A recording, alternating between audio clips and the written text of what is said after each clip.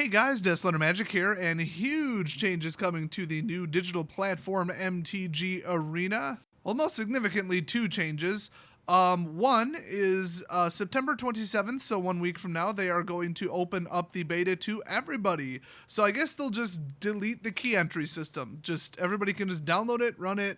That's that. So that'll come as great news to people who saw the live stream where the main developer said, we are sending out keys daily. If you register now instead of a huge delay, you will in all likelihood get a key within 24 hours.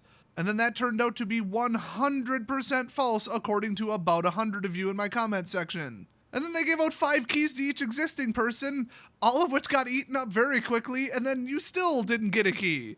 Well, fear not, you only have to wait another week. So closed beta, open beta, who cares? I've been playing for like 3 months. So, to me, not really a change, but to some of you out there, it's like, oh my gosh, finally. So the way they phrased this announcement article, and this wasn't in their announcement video at all, was starting next week on September 27th, anyone who would like to play MTG Arena can simply download the game in battle. As we move into open beta, we have a host of updates, including Guild of Ravnica, codes in tabletop product, so in other words, printed paper product, hello, and play improvements. And I think those were chronologically on purpose. They said Guilds of Ravnica and codes in tabletop product. I wonder if they'll be in Guilds of Ravnica packs. Because remember, they did a dry run of this out in New Zealand. Or not a dry run, what did you call it? Dress rehearsal? I don't know. They did a test. They tested it. And all the hobbits in Middle-earth out there absolutely loved it. So I guess they're moving it mainstream. And speaking of custom redeemable stuff, everybody assumed, yeah, it would probably be cosmetics. Maybe they'll hand out a booster or two, or some coins or some gems or something. But, cosmetics, card sleeves, special editions, alternate arts, maybe foils. I mean, hey, at least this time they won't curl. But they actually have confirmed that anybody who participated in the closed beta, so if by sheer luck, I guess you got a code ahead of time, they will be giving you 3 very special alternate art cards, but I'll get back into that later. So the exact way that this is going down is September 21st, which is tomorrow, purchases will be temporarily turned off in the stores, so like monetary purchases, but you will still be able to spend gold and gems that you have and open packs and, do events and all that stuff. On September 24th, the servers will go completely offline for extended downtime as they wipe player accounts. People are just thrilled about that, but oh my gosh, they warned us about this before the beta even came out, people. Like, I get it. Like, you kind of can be mad because it still sucks, but you can't be that mad because you knew about it. I mean, it's like if you dropped your wallet down a sewer grate, you can be mad about getting your hand all smelly and full of sewer slime, but you can't be that mad because you knew what you're sticking your hand into. It sucks, but, like, they had to do it. So anyway, they say players will not be able to access the game during this time. Services will come back online on September 27th. Hey, speaking of time, they didn't really say what time of day. Maybe midnight their time. I don't know. Who knows? Who cares? But then, September 27th, boom, open beta, and all the changes that they detail in this article will be implemented. Now, this is very interesting. It says, starting with open beta, players will need to update their MTG Arena accounts by creating new Wizards accounts in order to play. I don't know what a Wizards account is. I think it's like tied to your DCI number, so I guess they really just want to do that, but I don't know. They didn't actually say that. So what they do say is all you need to do is log in with your current email address and password to begin the process. So they're probably just going to ask for your DCI number. And it says, we'll walk you through updating your account, which will include the option to change your username. Okay, I mean, I like mine, but I probably will change it. Hopefully, Da Monopoly Guy, Ed McMana, or JC McJaceface are still available. Oh, one of you has to register Jemima's Witness. You have to. Oh my gosh, and Seymour Lands or Seymour Mana, either one. I bet Mill D's Nuts is still going to be available. Hey, assuming you're not actually going to register it, leave your funniest, stupidest, most random, crazy arena username down in the comment section. So they do say player accounts will be wiped going into the open beta. Note, as we previously indicated, 2 players, and I was going to point this out, but I knew they would. Gems, which is a premium currency, purchased during closed beta will be refunded as gems to the open beta account after the wipe. So that's why, they got people to test out the payment system and get them to spend, $25, $50, whatever, because they know they're going to immediately get it back. So, I mean, anybody who spent a ton of money is going to be like, yeah, okay, I can basically build maybe 1 or 2 of my decks back just by opening some packs, getting some wild cards, just whatever's their favorite. There you go, redo it. And some people have dropped like hundreds from what I heard already. I mean, you knew you were getting it back, so I can't be like, wow, you spent that on a beta, but like, You spent that on Magic? Damn. Let me revise that. You spent that on Magic cards that you don't own according to the terms of service? Because, like, spending it on Magic, I mean, that's not that atypical. Also, they said purchase gems and welcome bundles will be returned to accounts as well as any rewards for codes that were previously redeemed. So, don't really know where you'd get a code from. Maybe there was a promo or... I don't know, maybe they're referring specifically to just people from New Zealand, because that's the only place where they tested, what they would call codes. So, September 26th, the day before, more than 300 Twitch streamers will play Guilds of Ravnica early on MTG Arena. Tune in to your favorite Magic streamer to see the game in action ahead of time. By the way, they lied. That would be me, obviously. I'm not invited, so what they mean is your second favorite, maybe. You know what? It's probably not even your top 5. By the way, if the game's shut down, how are they going to let these 300 people sign in? Like, will that even work? Are they going to be running on, like, a custom private individual server? I'd give this a 50-50 shot of even working at all. And honestly, to me, that's pretty funny. I mean, you make all these changes and have absolutely 0 people test it, and then the day before it goes wide release, you have a special time-sensitive event, and that's who's going to test it to make sure it all works without glitches or crashes? Ooh, this is going to go well. I might tune into my least favorite streamer just to watch it burn. I mean, oh, guys, it's like a train wreck. You can't look away. It's like anybody who tuned into the KSI Logan Paul fight just to watch them both get punched in the face. I mean, everybody wins. Oh, then they got the balls to say, read more about that event and how we're supporting creators here. You ain't supporting my broke ass, so I'm not going to click on that. Oh, they actually finally do say on September 27th at 1 p.m. Pacific time, which is 3 p.m. if you live in the cool part of America, the open beta will roll out to players, but please note that MTG Arena will not be available in all regions. Kind of makes me wonder if it's available in all regions now. I actually don't know that. Well, geez, I hope they're not taking it away from other places that previously could play. That would suck. I don't know. Honestly, that just sounds like it probably has something to do with loot box controversies and like all the places that have issues with that, because these are digital card packs and So all y'all Danish people or Finland, whoever, I think it was both, honestly, that just like outlawed loot boxes. Yeah, they're probably talking about you. So what else? They're adding a Ravnica-themed arena. Oh, and they'll say you can play Guilds of Ravnica starting at that point, complete with the new arena, all of the new cards. So they haven't blatantly said, hey, we're opening it back up with the GRN cards, which would basically be a week early, except that the pre-release is that weekend anyway.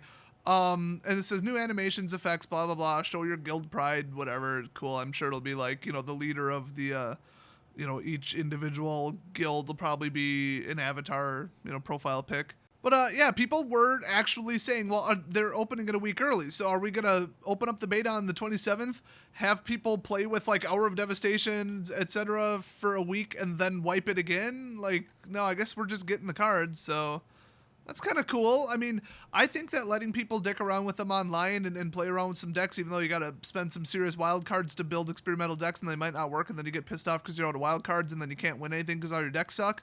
Other than that, like, people like to jump on and test a deck before they actually commit to building it in real life. So if you can't even get the cards until October, 5th or whatever anyway, that's kind of cool. That said, I would just jump on X-Mage, build whatever you want, and then commit to something.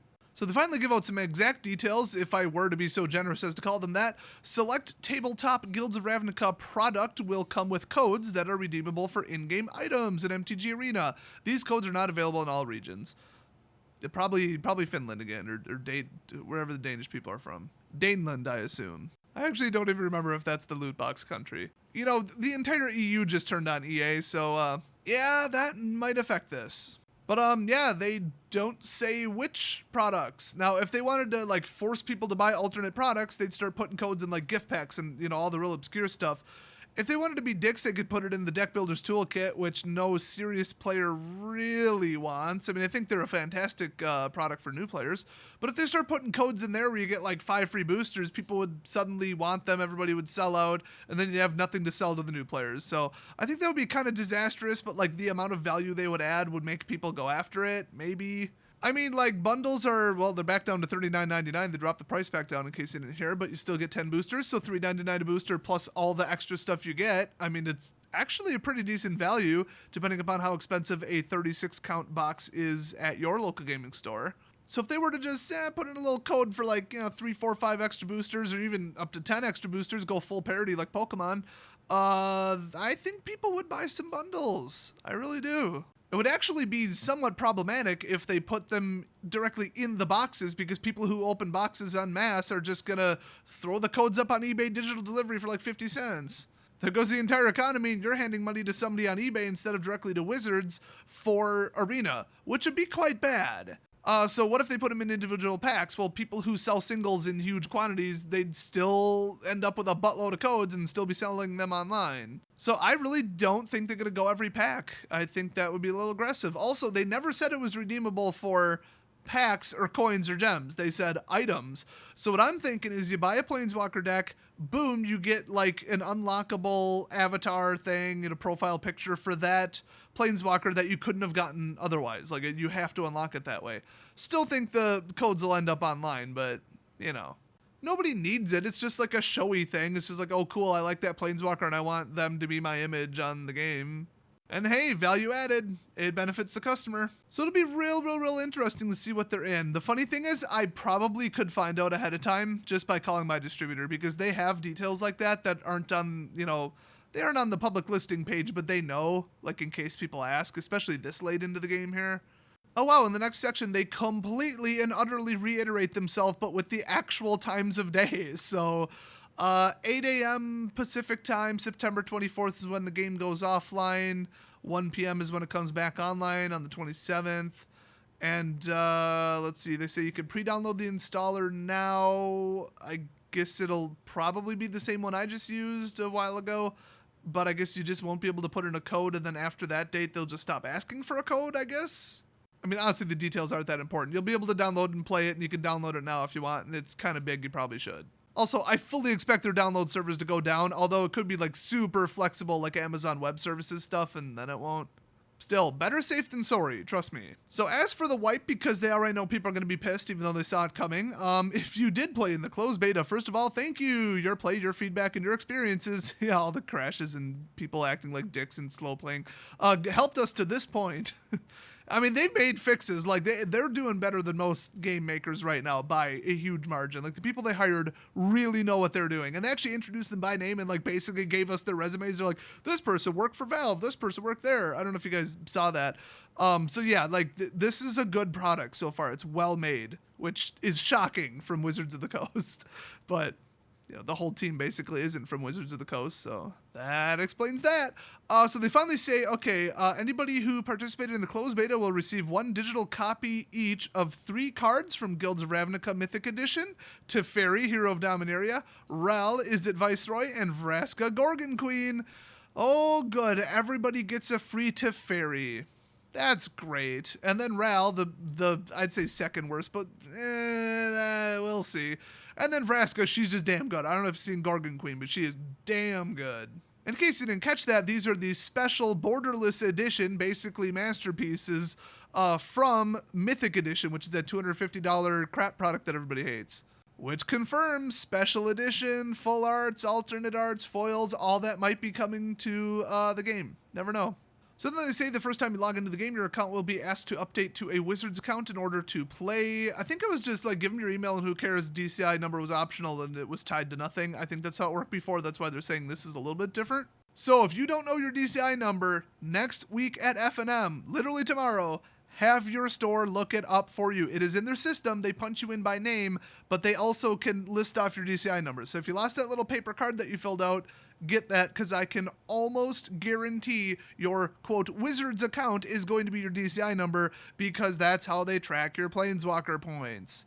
Which, I thought they got rid of that, but that's how they used to track your points, or unless they changed their mind about it. I don't know. I haven't been following it. Who cares? You don't get cool free stuff from it anymore, so I don't care. I think I'm probably level 40 by now, but whatever.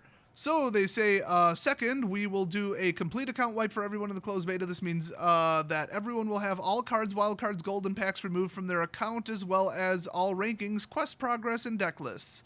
Ooh, fun.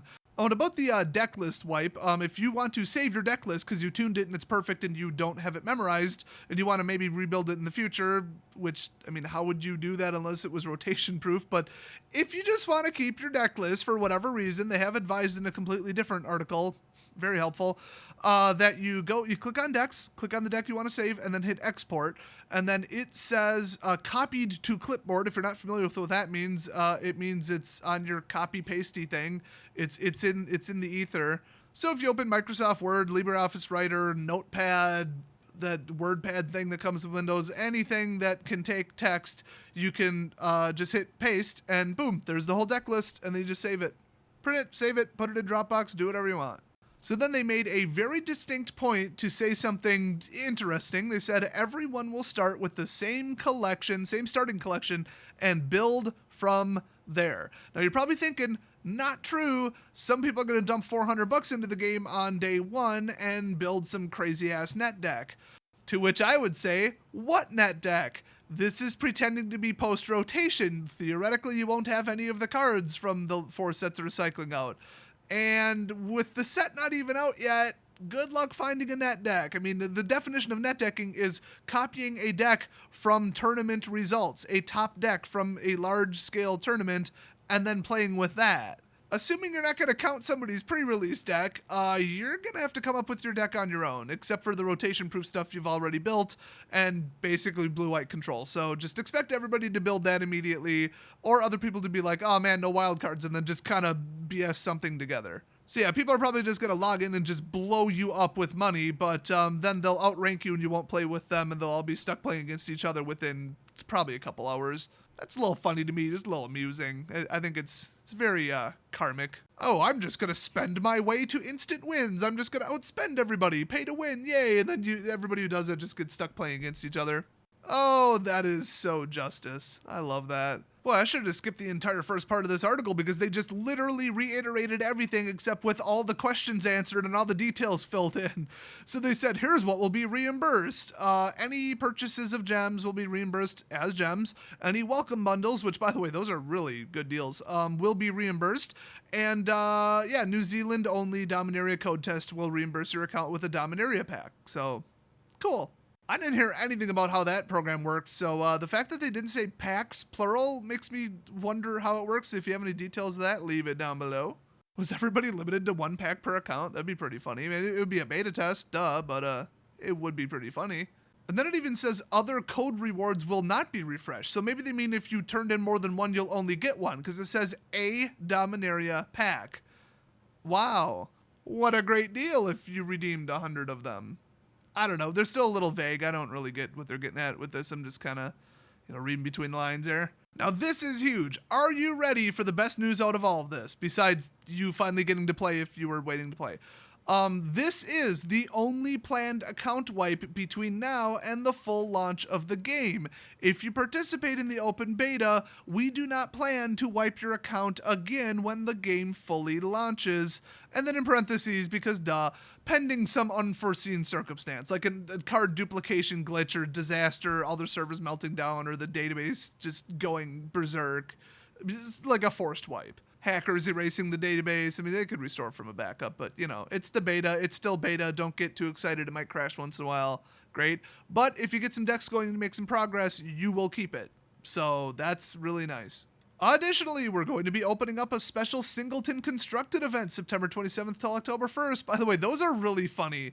People build a wide variety of stuff, and it's so weird what kind of matchups you get. I mean, I did it live on stream, and it was just about the most damn entertaining thing you'll ever see. So definitely do that. So Singleton Constructed is it's Brawl without the commander, and you start at 20. So it's just 60 cards, no repeats, except for basic lands, and after that, just do whatever you want. So a lot of people just ramp and bomb. A lot of people play like 3-4 color. The decks are either really slow or really fast, or they're like really just, oh, let's get out the best of, or hey, let's just do one thing, like all flyers, all angels, all life gain, mono, or like 5 color.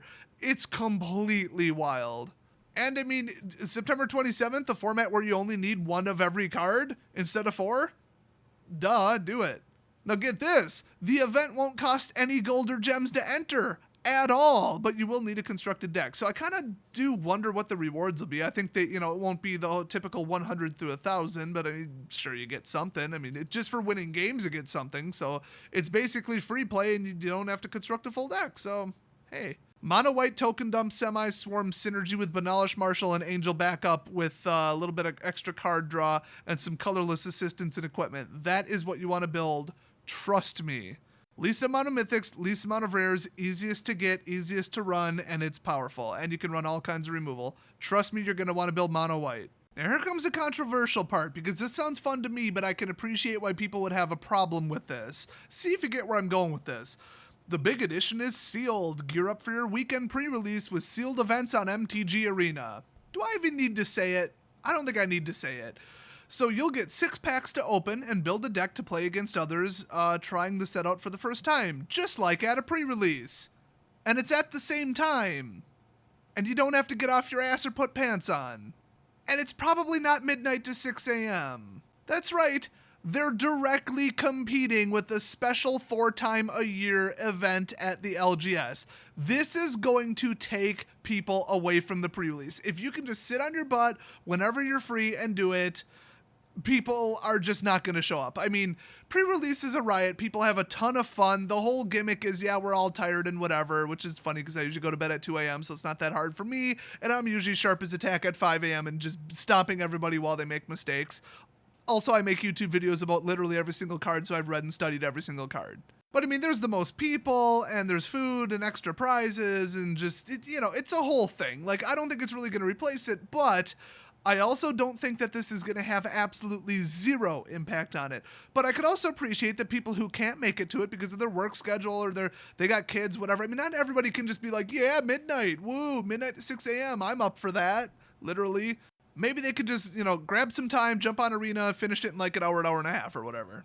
So like, that's cool, but I think people are going to be unhappy about this. I can see the downside of this for sure. I don't think that they should be fully replicating, minus the paper and human experience and fun and community factors, of a limited special event that only LGSs hold.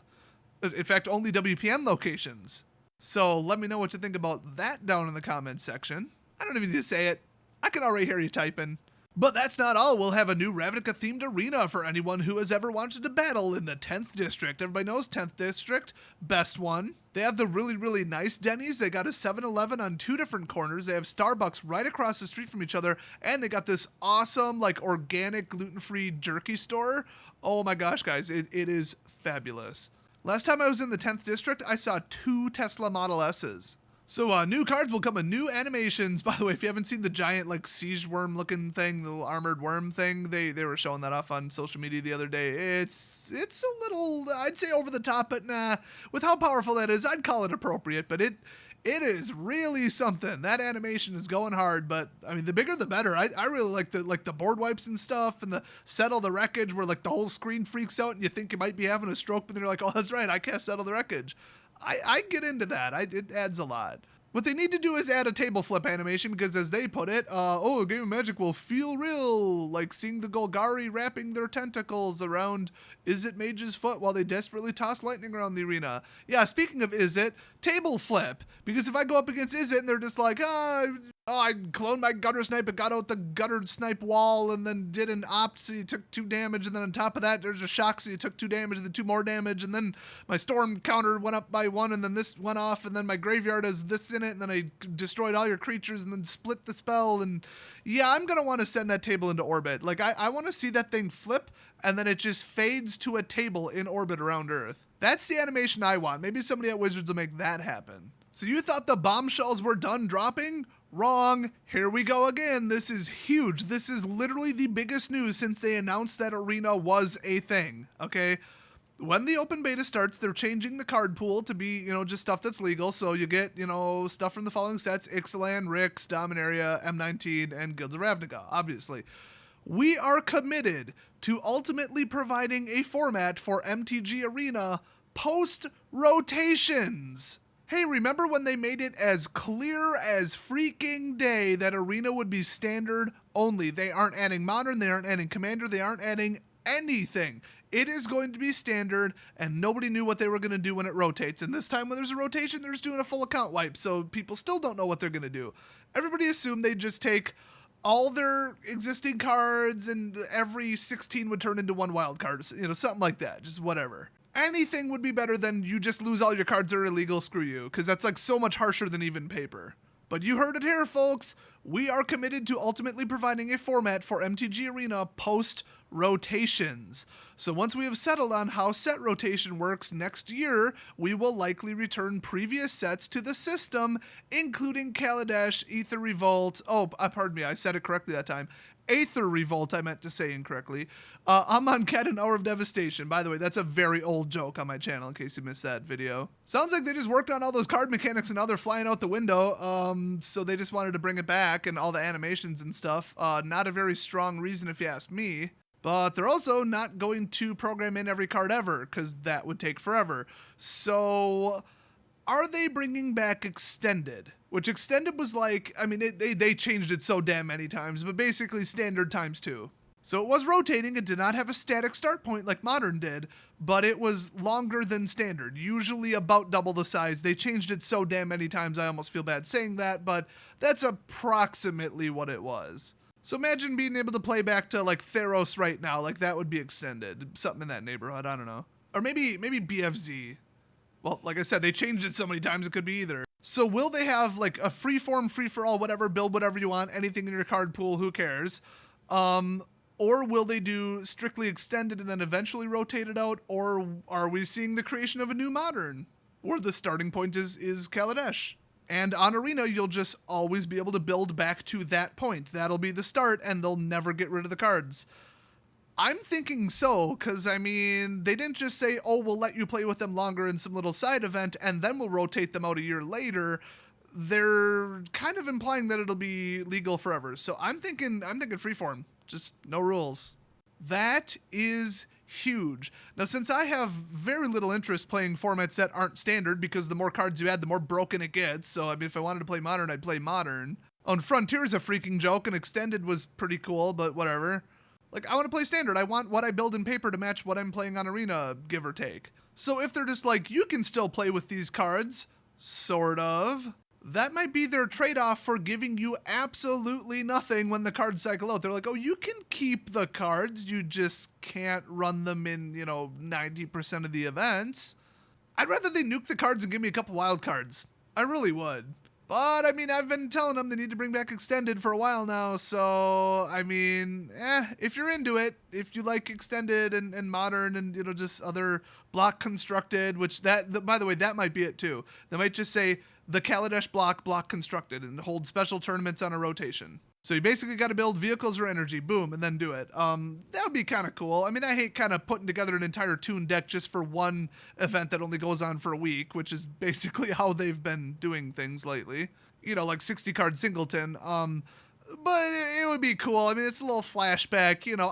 I would build Theros or draft Theros, do a Theros block constructed. Like, that's just fun to me, so we'll have to see what they do, but this is huge. The fact that anything will exist in Arena past Standard is huge, because this whole time they've been saying, or at least implying, that there will be nothing past rotation. Oh my god, are you serious? The next section is called Redeemable Codes, so they're gonna give exact details. Oh my god, this is the worst written article I've ever seen. They literally just said it'll be in some stuff, and now they're outlining what it's in. So that entire part where I'm like, ooh, I'll speculate on what it might be in. Here's a list, you guys. Seriously, who wrote this? They literally wrote it twice. Oh my god, I am not redoing this. Anyway, starting with Guilds of Ravnica, select tabletop product will come with codes redeemable for the same or similar products on MTG Arena! Woo! You may pick up redeemable codes in 3 products. Pre-release packs. Oh, that's cool. I mean, I assume that. They already said that before they even, announced what Arena was. They're just like, yeah, we might have parity with special event stuff. If you go to a special event, you'll get something. They said that we're absolutely doing. So anyway, go to a pre-release at a local store and receive a code that redeems for a sealed event entry on MTG Arena. Oh, cool. So, you go to a real one, you get a free one online. That's cool. Maybe that's the only way you could get it. Maybe you can't pay to be in a pre-release online. That'd be interesting. Huh, and I wonder if it's time limited too. It does say limit 1 per account. So, I mean, if you bought the pre-release packs afterwards, maybe they won't be running that. So maybe the code will be dead by the time people can open bonus ones.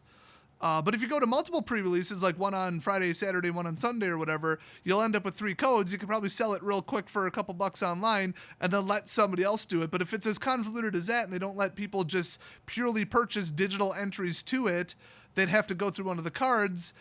That makes me feel a little bit better about them kind of driving people away from stores. So also, Planeswalker Deck, hey, I was right. I assure you I didn't read ahead or I wouldn't have recorded that entire part. Guilds of Ravnica Planeswalker decks will have a redeemable code that will unlock the same deck on MTG Arena. Okay, full parity, cool. Limit 1 of each deck per account. Oh, that sucks, because some of them have like 2 of the same rare and you'd kind of want 4. That would be a good way to get them. Whatever.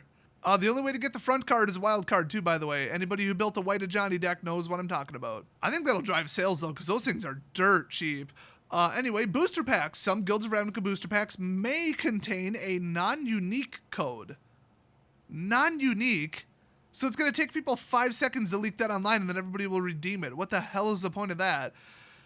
Okay, I think they accidentally meant to write unique code, because non-unique makes literally no sense. There is no reason to buy a booster pack if it's non-unique, and somebody in New Zealand is going to open one and be like, boop, there you go, rest of the world, and then it's the same for everybody everywhere. That is crazy. Anyway, it will unlock 3 Guilds of Ravnica boosters in Arena. Approximately 1 in every 8 boosters will contain a code limit 1 per account, but still. Non-unique code. Am I missing something here? Like, is this flying completely over my head, or are you guys reading this the way I'm reading it? I got a theory about this, okay? Do you guys know why Battle Bond had to be printed in Japan? Why 100% of the worldwide supply was printed in Japan on their cool purple core paper with high-end ink and a really nice finish? Some of you have said it's because Wizards actually cares about card quality for once, and they're like, let's just put this on nice paper. Hell no. I have a virtually confirmed rumor that it was because the printers in Texas did not have the technology. All their printing hardware is so freaking antique, it's like 80s garbage, that they didn't have an optical sorting machine and they didn't have the right like ordering, thing, so they couldn't put the partner cards, the pairs with cards, or whatever the hell they were called, they couldn't put them together in a pack. They did not have the ability to do that. Now, having 1 flip card or 1 legendary or whatever in every pack, that they could do, they just printed them on a separate sheet. Simple. And then just, there you go, throw them into a pack randomly. But as far as taking one, matching it up with another one, and making sure that they're flawlessly in every pack together that they're in, only the Japanese printing press had the technology to do that. So why the hell would they not have like a 16-digit completely randomized code? Why would they make it a non-unique code where, it would be like the advertisement cards that are in about 1 in 8 boosters or 1 in, I don't know, probably 16 at this point. They'll say something specific like, hey, go check out The Gatherer, hey, go check out this, hey, watch us on Twitch, whatever, but they're all the same. I think it's because they have to all be the same. I would suspect that the printing press in at least Texas and probably other places do not have the ability to put like numbers and then put them in a database, or make sure that they decrypt to a certain thing, make sure they have a certain, hash once you hash them, and then print, 10 million unique versions of them. I don't think they have the technology to do that. That's my theory. Because what the hell else would they possibly have as a reason to make the code not unique? Like I said, I'll leak it. I mean, who's not going to leak this code online? You could get 3 free boosters or whatever they just said. Yeah, three boosters from anyone, anywhere. The code's not unique. This will spread around the internet quicker than the Blu-ray decryption code, okay? So you thought I was done with the bombshells, right? Wrong! We are gonna carpet bomb this bitch! We're looking to the future with this last part. One of the new features we've added to the open beta will better let you decide how you want to play. Good, can it filter out the net deckers? That'd be awesome. We've added a new toggle that lets you switch between the popular best of 1 experience that's familiar to MTG Arena players, or all modes, which includes the best of 3 experience. So either, you're too lazy to build a sideboard and you only got time to play 1 at a time, and who the hell wants to play the same deck 3 times in a row anyway, which is my philosophy, or people who are like, no, I'm really good at building sideboards and really good at reading the meta, I want to do it with a sideboard. And by the way, those tournaments had way higher prizes anyway. So you could just flip every single format, I guess, to best of 1, best of 3. That is absolutely brilliant. I freaking love that. Also, you can switch back and forth as you like, so it's not like you have to set up your account as a best of 1 permanently.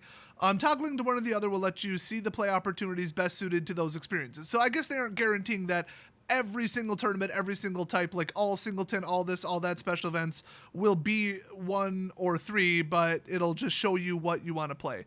it's a more direct way to do it. I think that's wonderful. Let's see. There's just that's one of the many exciting changes. Blah blah blah. Your feedback. Blah blah blah. Let's see. Here we go. Giving you ways to directly battle your friends. That's right, friends. Yay! Let's be friends, everybody. Also, more experimental event types and more event variety, which, I mean, it was a fairly good variety now, and they had some really cool special events, but people loved them, so hey, ramp it up. And they had enough players to fill the events, trust me. I mean, I have rarely played the same person twice, and I've played like 500 games. So making player rankings and progression more meaningful. Yeah, why the hell do I keep playing bronze people in free play, and then every time I enter a tournament, I go up against top tier gold? Why is that? I'm silver. I always have been silver. Oh, actually, I was gold briefly. If I'm not going to play people my same rank, what the hell is the point? So yeah, please do make it more meaningful. Cosmetic items are coming. Card backs, or as we all call it, sleeves. They're not going to change the actual card back. Come on, it's going to be a sleeve. More avatars, etc. I'm the most excited about the etc. Dude, let's go straight up frickin' like 1998 Age of Empires and start adding taunts to the game, okay? Like you press F12 or something, and you're sending a little text message from your chosen avatar, your little planeswalker person. That would literally make people punch their monitors, but it would be funny. And get this is huge! A better solution to what happens when you get a 5th copy of a card. So before, it would go to opening the vault, and ever since the last update, they got rid of the vault. So as far as I know, because I didn't read the release notes and I'm probably wrong, whenever you get a 5th copy of a card, literally nothing happens. I mean, I don't think it progresses you on that little ring towards a wild card. I think that's just, you progress it once for every pack you open, unless I was missing something. I never paid particularly close attention because I didn't care. But yeah, maybe they'll have like a dusting currency that can unlock cosmetics, like, oh, once you've gotten the 5th copy of a card like 80 times, you can unlock a new planeswalker face that you can be. Or unlock it for cash if you've just got that much cash. Hell, if you got that much cash, I mean, Patreon link in the description, I'm just saying.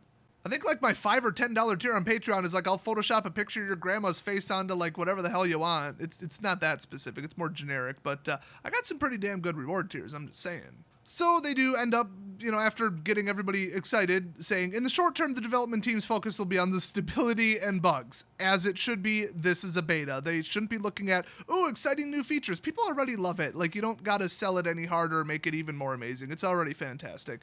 So yeah, over the next month or so, it's just gonna be that, and then they'll start adding features. So probably the next set release is what they're gonna target.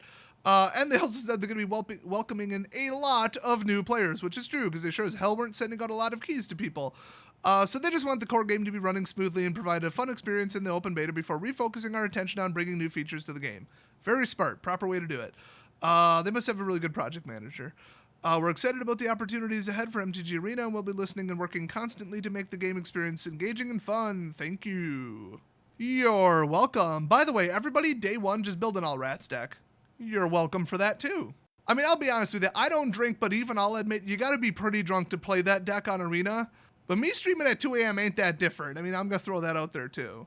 Like, after an hour and a half when I've just clearly given up on the game and we're just dicking around and playing stupid decks that I came up with, I mean, bust out the rats. And then I had like this ridiculous like 5-game winning streak with them.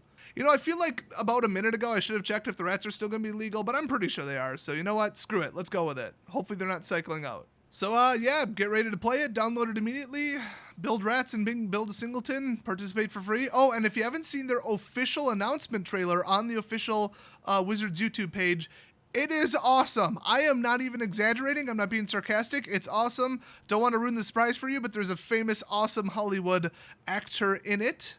And about halfway through, I figured out that the other guy's name is Day 9. That's his name. I'm like, what? Is this a sequel commercial? Did I miss the other 8? Is this a tournament? Oh, his name is Day 9. What a stupid name. But yeah, it's legitimately pretty damn funny, and they actually kind of show a couple frames of a couple new features and stuff, so, just saying, you might want to check it out. I would re-edit it and meme it to death, but there's not much more I could do to it that they didn't. I mean, it just is what it is.